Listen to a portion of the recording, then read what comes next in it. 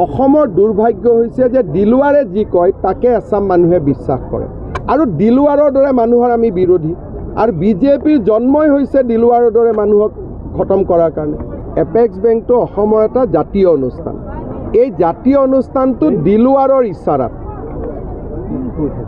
কোনোবা এজন দিলৱাৰে ক'লে দুৰ্নীতি আছে দুৰ্নীতি হৈ গ'ল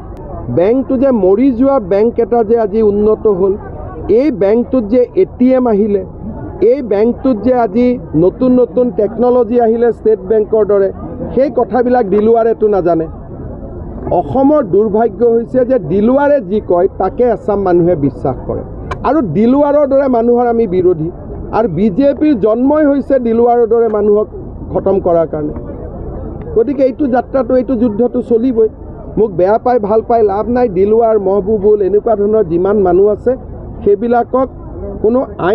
আইনৰ বিৰুদ্ধে নহয় আইনৰ ভিতৰত থাকি খতম কৰাই মোৰ কাম স্যাৰ গৌৰৱ গগৈ পত্নীৰ যিটো প্ৰসংগ এইটো ৰাজনীতি হ'ব নে কিবা আউটকাম আহিব স্যাৰ কাৰোবাৰ পাছপৰ্টৰ ষ্টাম্পটো মই ৰাজনীতি কৰি মাৰি দিব পাৰিম নেকি আপুনি যদি পাকিস্তানত গৈছে আপোনাৰ ষ্টাম্পটো মই মাৰিব পাৰিম নেকি পাছপৰ্ট ভিছাত মইতো ইমান পাৱাৰফুল মানুহ নহয় গতিকে আপুনি গ'লেহে আপোনাৰ পাছপৰ্টত ষ্টাম্পটো থাকিব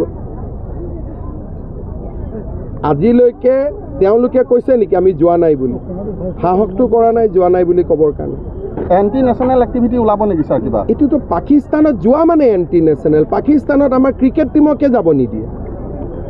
পাকিস্তানত মানুহ লুকাই কিয় যাব পাকিস্তানত কোনোবা গ'লে ডেলিগেশ্যনত যাব ফটো উঠি যাব চুপচাপ কৰি পাকিস্তানত কিয় যাব মই যদি আজি পাকিস্তানত যাওঁ আপোনালোকে মোক এৰি দিব নেকি আজি কালি যদি ৰাতিপুৱা মই 7 দিন নোহোৱা হৈ যাওঁ 8 দিনৰ দিনাখন আপোনালোকে গম পালে হিমন্ত বিশ্ব শৰ্মা পাকিস্তানৰ পৰা আহিলে আপোনালোকে মোক এৰি দিব জবাই কৰি কৰি চেছ কৰি দিব গৌৰৱ গগৈ পত্নী গৈছিলে মই নাজানো গৈছিল নাই তদন্তত ওলাব ঠিক আছে থেংক ইউ